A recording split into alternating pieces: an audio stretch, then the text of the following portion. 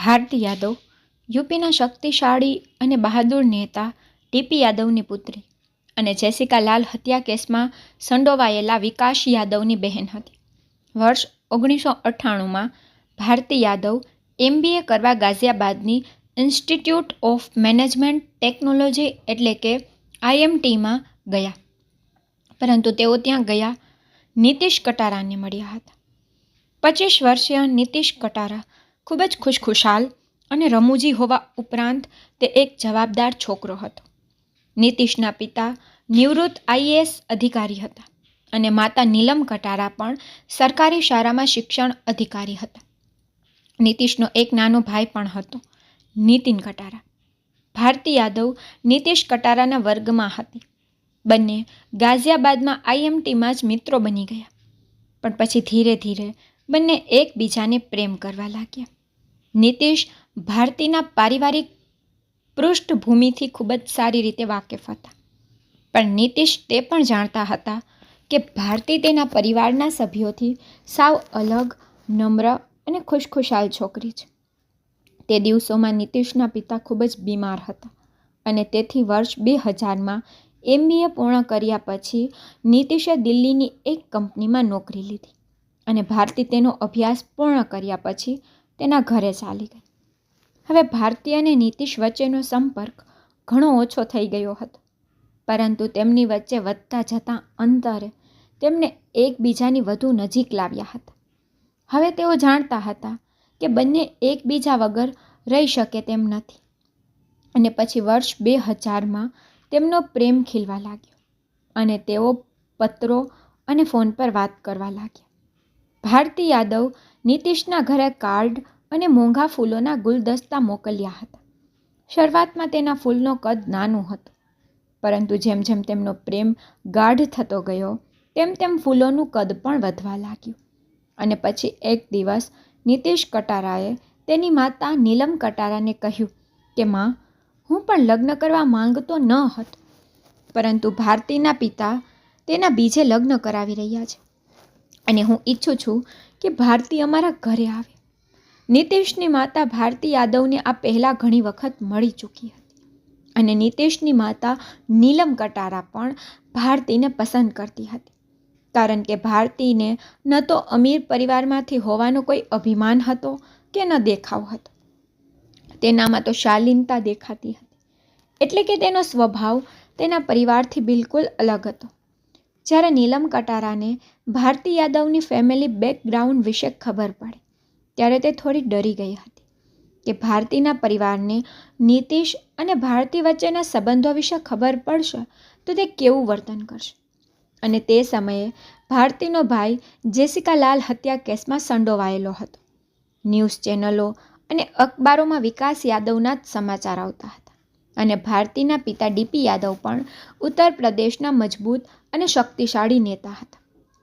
4 વખત વિધાયક, 2 વખત સાંસદ અને 2 વખત ઉત્તર પ્રદેશના ભૂતપૂર્વ કેબિનેટ મંત્રી હતા, જેમનાથી પણ સારા નેતા ડરતા હતા. કોઈ પણ વ્યક્તિ આવું બેકગ્રાઉન્ડ ધરાવતી વ્યક્તિ અને તેના પરિવારથી ડરે તે સ્વાભાવિક હતું. અને આ બંનેના પરિવારો પર નજર કરીએ તો ક્યાં ભારતી યાદવ પરિવાર અને ક્યાં નીતિશ કટારાનો સાદો પરિવાર. એક દિવસ નીતિશની માતા નીલમ કટારાએ તેના પુત્રને કહ્યું કે નીતિશ, તને ભારતી જેટલા મોંઘા ફૂલોના ગુલદસ્તા મોકલે છે, જો તું પણ તેના જેવા ગુલદસ્તો મોકલવાનું શરૂ કર તો તારો આખો પગાર તેમાં જ ચાલ્યો જશે. અને પછી ભારતી જે પરિવારમાંથી આવે છે, ખબર નહીં તે અમારા પરિવારમાં મળી શકશે કે નહીં. આના પર નીતિશે તેની માતાને સમજાવતા કહ્યું કે માતા, ભારતી બિલકુલ એવી નથી, પરંતુ તે અમારા પરિવારને ખૂબ પસંદ કરે છે. નીતિશે તેની માતાને કહ્યું હતું કે અમે ભલે એટલા અમીર ન હોઈએ, પરંતુ અમે એક સાથે તો છીએ. જો કે આજ સુધી ભારતીના પિતા તેને અને તેના ભાઈઓને સાથે ક્યાંય બહાર પણ લઈ જતા નથી અને ભારતીને અમારા પરિવારમાં જે નાની નાની ખુશી મળે છે તે ક્યારેય મળી નથી. તેના પુત્રની વાત સાંભળી તેની માતાએ કહ્યું, ઠીક છે, તો હું પોતે DP યાદવ સાથે તમારા ભારતી સાથેના સંબંધો વિશે વાત કરીશ. પરંતુ નીતિશે તેની માતાને ના પાડી હતી. નીતિશે તેની માતાને કહ્યું કે ભારતીનો પરિવાર ક્યારેય ભારતીને અલગ સમુદાયની વ્યક્તિ સાથે લગ્ન કરવા દેશે નહીં. એટલા માટે ભારતી પોતે જ તેના પિતાને અમારા વિશે વાત કરશે. તે તેના ભાઈઓના ક્યાંક જવાની રાહ જોઈ રહી છે. તેને ફક્ત તેના ભાઈઓની જ ચિંતા હતી, કારણ કે તેના ભાઈઓએ ક્યારેય એ વાત પર સહેમત નહીં થાય કે ભારતી મારી સાથે લગ્ન કરે.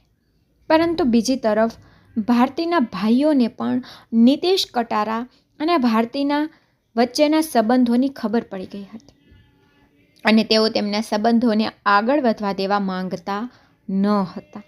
અને આ કારણે નીતિશ કટારાને ભારતીના પરિવાર તરફથી ઘણી વખત ધમકીઓ પણ મળી હતી.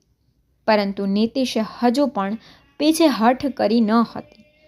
ભારતી પોતાના પિતા ડીપી યાદવ સાથે પોતાના અને નીતિશ વિશે વાત કરવાની તક શોધી રહી છે. જોકે તેને આ તક ક્યારેય મળી નહીં.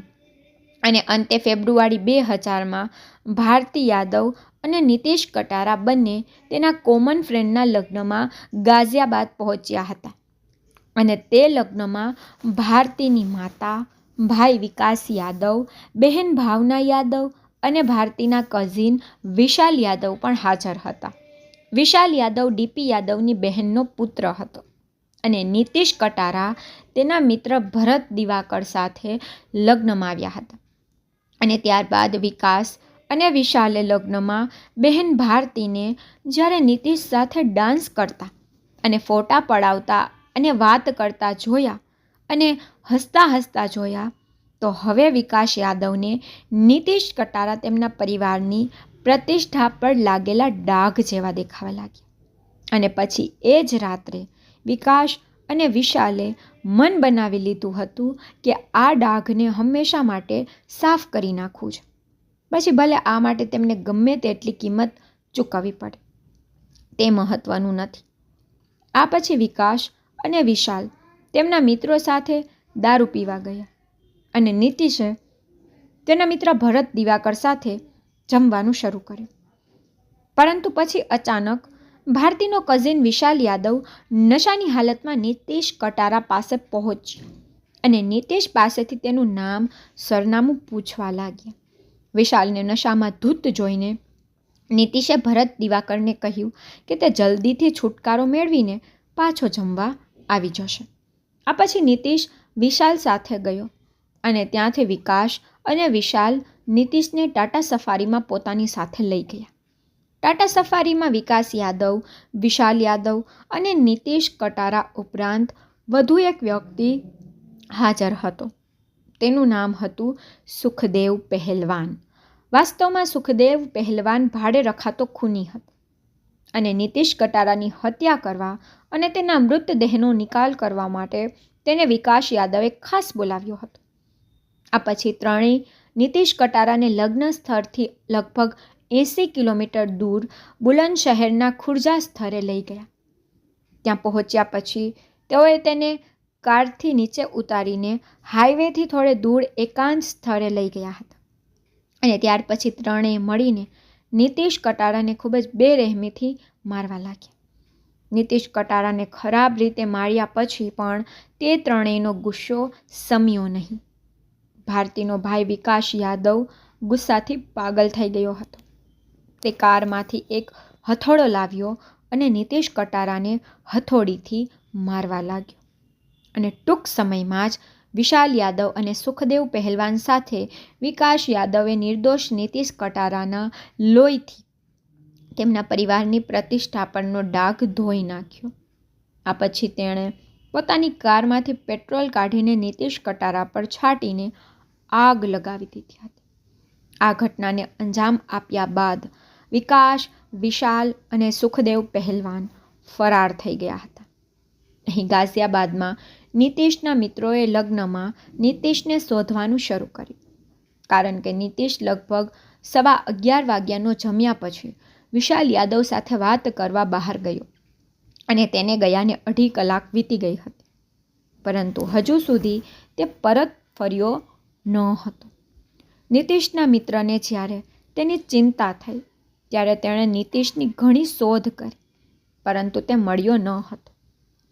આ પછી રાત્રે લગભગ 3 વાગ્યે ભરત દિવાકર નીતિશ કટારાના ઘરે પહોંચ્યો અને નીતિશની માતા નીલમ કટારાને કહ્યું કે નીતિશ લગ્નમાં ભોજનની થાળી છોડીને કોઈ છોકરી સાથે ચાલ્યો ગયો હતો અને તે પછી તે કોઈને મળ્યો નથી. આ સાંભળીને નીલમ કટારા ખૂબ જ ગભરાઈ ગઈ. તેને તરત જ ભારતી યાદવને ફોન કર્યો, પરંતુ ભારતીએ તેને કહ્યું કે તે પોતે નીતિશને ઘણા કલાકોથી શોધી રહી હતી. ભારતીએ કહ્યું કે મને ઘણા સમયથી કંઈક ખોટું લાગે છે, કારણ કે કદાચ નીતિશ તેના ભાઈઓ વિકાસ અને વિશાલ સાથે જતો જોવા મળ્યો હતો. ભારતીએ નીતિશની માતા નીલમ કટારાને તેના પિતાના નંબર આપ્યા. નીલમ કટારાએ તરત જ ડીપી યાદવને ફોન કર્યો હતો, પરંતુ ડીપી યાદવે ફોન ઉપાડ્યો ન હતો. ભારતીએ ફરી એકવાર નીલમ કટારાને ફોન કર્યો અને નીલમ કટારાને પોલીસમાં ફરિયાદ કરવાનું કહ્યું અને સવાર સુધી નીતિશના કોઈ સમાચાર મળ્યા ન હતા.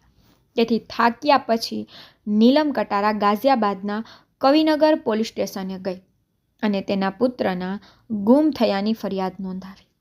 તેણે પોલીસને એમ પણ જણાવ્યું કે મારો પુત્ર નીતિશ છેલ્લે ડીપી યાદવના પુત્ર અને ભત્રીજા સાથે જોવા મળ્યો હતો. આ પછી 17 ફેબ્રુઆરીએ ખુર્જા શહેરના તે સુમસાન પુલ નીચે એક વ્યક્તિને એક લાશ મળી આવી અને તે ખરાબ હાલતમાં પડેલી હતી. તેથી તે વ્યક્તિએ તરત જ પોલીસને જાણ કરી, જેના પછી પોલીસ તરત જ ખુર્જા શહેર પહોંચી અને પોલીસની સામે સાવ સળગી ગયેલી એક લાશ હતી. પોલીસ સ્ટેશનમાં નીતિશ કટારાની ગુમ થયેલીની રિપોર્ટ દાખલ થવાને કારણે પોલીસે 20 ફેબ્રુઆરી નીલમ કટારાને તે મૃતદેહની ઓળખ માટે બોલાવ્યા. નીલમ કટારા તેના પરિવાર સાથે મૃતદેહની ઓળખ કરવા માટે પહોંચ્યા હતા. જોકે એ મૃતદેહની હાલત એવી ન હતી કે કોઈ તેને જોઈને કહી શકે તે કોની લાશ છે, પરંતુ નીલમ કટારા એક મા હતી અને તે લાશનો ડાબો હાથ સળગી જવાથી બચી ગયો હતો અને નીલમ કટારાએ તે હાથ જોતાં જ ઓળખી લીધો હતો કે તે તેના પુત્ર નીતિશની જ ડેડ બોડી છે અને લાશની નજીક એક ઘડિયાળ પણ મળી આવી હતી જે નીતિશ કટારાની હતી. પોતાની નજર સામે પુત્રની લાશ જોઈને નીલમ કટારાની આંખોમાં અંધારા આવી ગઈ. તેને લાગ્યું કે તેની આખી દુનિયા પૂરી થઈ ગઈ છે, પરંતુ પછી તેણે એક ટૂંક જ સમયમાં પોતાની જાતને નિયંત્રિત કરી અને તેને મનમાં પ્રતિજ્ઞા લીધી હતી કે તે તેના પુત્રને ચોક્કસ ન્યાય અપાવશે અને નીતિશના હત્યારોને ફાંસી સુધી પહોંચાડશે. તે સમજી ગઈ કે જો તે પણ તૂટી જશે તો તે તેના પુત્ર માટે ક્યારેય ન્યાય મેળવી શકશે નહીં. નીલમ કટારાએ એ જ હાલતમાં તેના ફેમિલી ડૉક્ટરને પૂછ્યું કે દિલ્હીમાં DNA ટેસ્ટ ક્યાં થાય છે, કારણ કે તે ઈચ્છતી ન હતી કે તેના પુત્રનો કેસ જેસિકા લાલ હત્યાકાંડ જેવો જ બને, જેમાં ફોરેન્સિક રિપોર્ટમાં બદલાવ કરવામાં આવ્યો અને આમાં પણ ગુનેગારોને બચાવવા માટે ડેડ બોડીમાં જ ફેરફાર કરવામાં આવે નહીં, જેના કારણે તે પછી DNA ટેસ્ટનો કોઈ અર્થ નથી બચતો.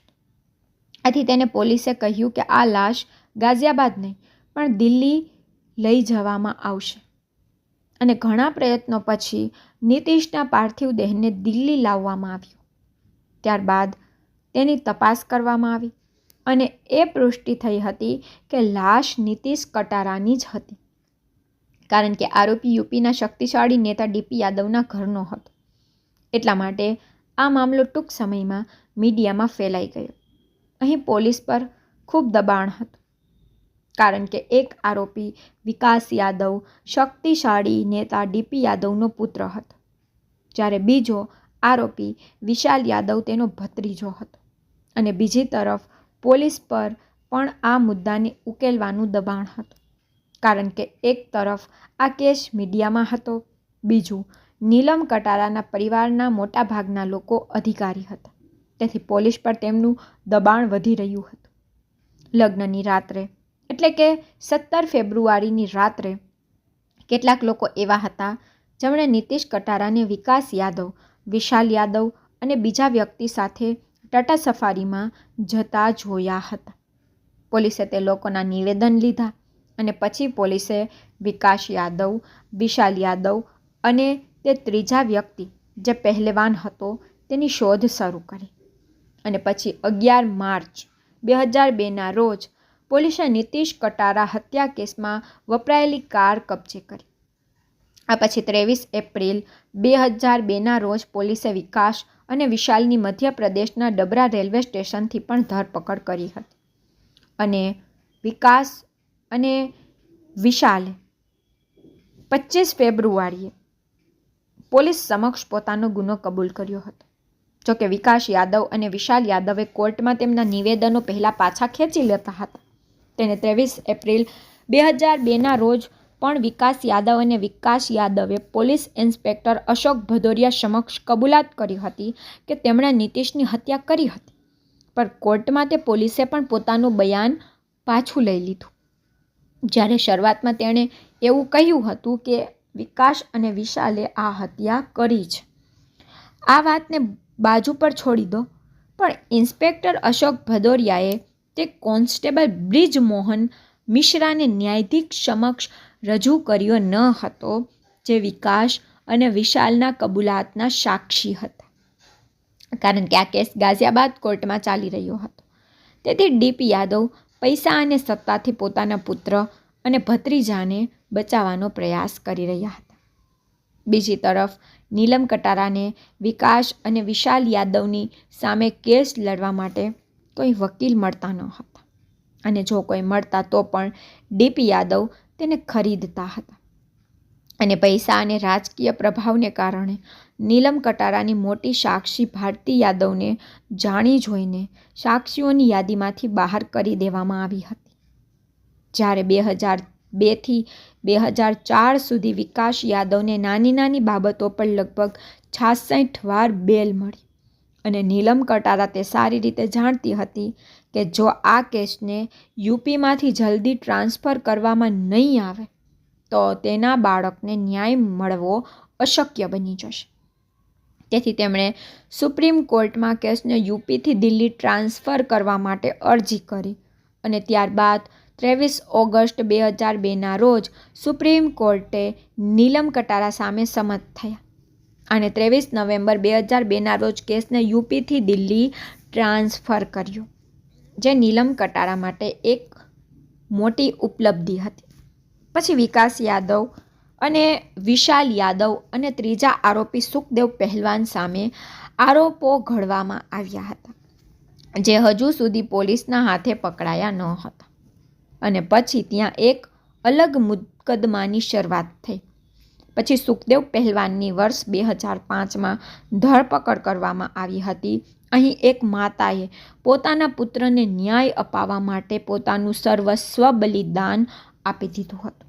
બીજી તરફ એક પિતા પોતાના પુત્ર અને ભત્રીજાને બચાવવા માટે તમામ પ્રકારની યુક્તિઓ અપનાવી રહ્યા હતા.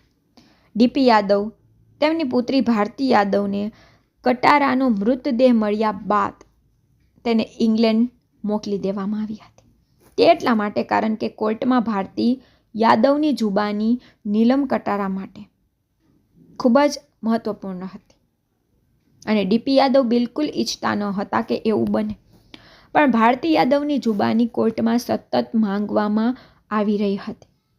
ભારતી યાદવે નીતિશ કટારાના ભાઈ નીતિન કટારાને ઇંગ્લેન્ડથી કેટલાક ઈમેલ પણ મોકલ્યા હતા, જેમાં તેણે તેના પિતા ડીપી યાદવ પર નીતિશની હત્યાને મંજૂરી આપવાનો આરોપ લગાવ્યો હતો. પરંતુ આ બધાની વચ્ચે એક એવો ગવાહ હતો જે અંત સુધી નીલમ કટારા સાથે રહ્યો. તેમ છતાં કે તેના અને તેના પરિવારને ઘણી વખત મારી નાખવાના પ્રયાસો કરવામાં આવ્યા હતા, તેના પરિવારને પણ ત્રાસ આપવામાં આવ્યો હતો. એ સાક્ષીનું નામ હતું અજય કટારા. અજય કટારાએ વિકાસ યાદવ અને સુખદેવ પહેલવાન સાથે નીતિશ કટારાને ટાટા સફારીમાં જતા જોયા હતા. અને તેમની જુબાનીએ નીતિશને ન્યાય આપવામાં મહત્વનો ફાળો આપ્યો હતો. આ પછી કોર્ટ 7 એપ્રિલ 2003માં ભારતી યાદવને કોર્ટમાં હાજર થવા માટે પ્રથમ મેલ જારી કરવામાં આવ્યું હતું. અને કોર્ટ દ્વારા ઘણી વખત તેને હાજર થવાનું કહેવામાં આવ્યું, પરંતુ ભારતી યાદવ કોર્ટમાં આવ્યા ન હતા અને કટારા પરિવાર માટે ન્યાય મેળવવો મુશ્કેલ થઈ રહ્યો હતો. પરંતુ તેમ છતાં નીલમ કટારાએ હાર માની ન હતી, કારણ કે તેને જે ગુમાવવાનું હતું તે ઘણા સમય પહેલાં ગુમાવી દીધું હતું. નીલમ કટારા ભારતીની જુબાની માટે કોર્ટમાં વારંવાર અપીલ કરતી રહી, એ જાણવા છતાં કે ભારતી પોતાના લોકોનો જ સાથ આપશે. પણ આ વખતે નીલમ કટારા જીતી ગયા, કારણ કે જ્યારે ભારતી યાદવ કોર્ટમાં હાજર ન થઈ ત્યારે કોર્ટે તેને ભાગેડુ જાહેર કર્યો અને તેનો પાસપોર્ટ રદ કર્યો. અને અહીં તેનો પાસપોર્ટ 30 નવેમ્બર 2006ના રોજ સમાપ્ત થઈ રહ્યો હતો, જેનો અર્થ ભારતી માટે ઇંગ્લેન્ડમાં રહેવું મુશ્કેલ હતું. આખરે ભારતીના પરિવારે તેને ભારત પાછી બોલાવી. આ પછી ભારતી યાદવ કોર્ટમાં હાજર થઈ હતી. ભારતીએ 25 એપ્રિલ 2006ના રોજ પોતાની જુબાની આપી હતી, પરંતુ ભારતીએ તેની જુબાનીમાં નીતિશ કટારા સાથેના પ્રેમ સંબંધનો ઇનકાર કર્યો હતો. તેને કહ્યું કે તે બંને માત્ર ગાઢ મિત્રો છે. જ્યારે ભારતીને નીતિશના ભાઈ નીતિનને મોકલવામાં આવેલા ઈમેલ વિશે પૂછવામાં આવ્યું ત્યારે તેણે કહ્યું કે તેણે નીતિનને ઈમેલ મોકલ્યો ન હતો અને જે ઈમેલ આઈડી પરથી નીતિનને તસવીરો મોકલવામાં આવી હતી તે પણ તેનું નથી. પરંતુ તેને કોર્ટમાં એ કબૂલ્યું હતું કે તેને નીતિશ કટારાને ભેટ અને કાર્ડ મોકલ્યા હતા. અને 2 એપ્રિલ 2008થી નીચલી અદાલતમાં કેસની દૈનિક સુનાવણી શરૂ થઈ હતી. નીચલી કોર્ટે 28 મેના રોજ વિકાસ યાદવ અને વિશાલ યાદવને દોષિત ઠેરવ્યા હતા. 30 મે 2008ના રોજ નીચલી અદાલતે બંનેને અપહરણ, હત્યા અને પુરાવાનો નાશ કરવા બદલ આજીવન કેદની સજા ફટકારી હતી. અને જુલાઈ 2011માં નીચલી અદાલતે નીતિશ કટારા હત્યા કેસના ત્રીજા દોષી સુખદેવ પહેલવાનને પણ આજીવન કેદની સજા ફટકારી હતી, જેમાં સુખદેવ પહેલવાનને પણ કોઈ પણ માફી વિના 25 વર્ષ સુધી જેલમાં રહેવાનું હતું. નીચલી કોર્ટના આ નિર્ણય બાદ નીલમ કટારા દોષિતોને ફાંસીની સજાની માંગ સાથે દિલ્હી હાઈકોર્ટમાં પહોંચી હતી. આજીવન કેદની સજા સામે વિકાસ અને વિશાલ પણ હાઈકોર્ટ પહોંચ્યા હતા, પરંતુ હાઈકોર્ટ પણ લોન કોર્ટના નિર્ણયને યોગ્ય ઠેરવ્યો હતો અને નીતિશની હત્યાને ઓનર કિલિંગ ગણાવી હતી. પણ તેની ફાંસીની સજા કરવામાં આવી ન હતી, કારણ કે કોર્ટે કહ્યું કે તેમાં હજુ બદલાવની સ્થિતિ છે. અને 2 એપ્રિલ 2014ના રોજ દિલ્હી હાઈકોર્ટ નીચલી કોર્ટના નિર્ણયને યથાવત રાખ્યો હતો. યાદવ અને વિશાલ યાદવને કોઈ પણ માફી વિના 30 વર્ષની જેલની સજા સંભળાવવામાં આવી હતી અને સુખદેવ પહેલવાનને પણ કોઈ પણ માફી વિના 25 વર્ષની જેલની સજા ફટકારવામાં આવી હતી. પરંતુ ફરી એકવાર નીલમ કટારાએ ગુનેગારોને ફાંસીની સજા કરવા માટે સુપ્રીમ કોર્ટમાં પહોંચ્યા, પરંતુ સુપ્રીમ કોર્ટે તેમની માંગને ફગાવી દીધી. નીચલી અદાલત અને હાઈકોર્ટે સ્વીકાર્યું હતું કે આ મામલો ઓનર કિલિંગનો મામલો છે, પરંતુ સુપ્રીમ કોર્ટ તેમ કરવાનો ઇનકાર કર્યો હતો. સુપ્રીમ કોર્ટે એમ પણ કહ્યું હતું આ કેસ રેરેસ્ટ ઓફ રેરની શ્રેણીમાં આવતો નથી. આ પછી 3 ઓક્ટોબર 2016ના રોજ સુપ્રીમ કોર્ટ દ્વારા અપરાધીઓને આપવામાં આવેલી સજામાં ઘટાડો થયો. કોર્ટ વિકાસ અને વિશાલને કોઈપણ માફી વિના 25 વર્ષની કેદની સજા ફટકારી અને સુખદેવ પહેલવાનને પણ કોઈપણ માફી વિના 20 વર્ષની જેલની સજા ફટકારવામાં આવી. તે ગમે તે હોય, અંતે સત્યની વિજય થઈ. એક માતાના વિજયને સલામ, જે તમામ મુશ્કેલીઓ અને ધમકીઓ છતાં પણ પોતાના પુત્રને સાથ આપે છે અને ન્યાય આપવા માટે ઊભા રહે છે. મિત્રો, આ ઘટના કહેવાનો હેતુ કોઈને દુઃખ પહોંચાડવાનો નથી, કોઈને તકલીફ આપવાનો નથી, પરંતુ તમને જાગૃત કરવા માટે, તમારે સાવધાન કરવા માટે. મિત્રો, આ સમગ્ર ઘટના વિશે તમારો શું અભિપ્રાય છે? કૃપા કરીને અમને કોમેન્ટ બોક્સમાં જણાવજો. અને જો તમને અમારું કામ પસંદ આવ્યું હોય તો આ વિડીયોને લાઈક કરો, તેને શેર પણ કરો. જો તમે હજુ સુધી ચેનલને સબસ્ક્રાઈબ નથી કરી તો અમારી ચેનલને સબસ્ક્રાઈબ કરો. Thank you.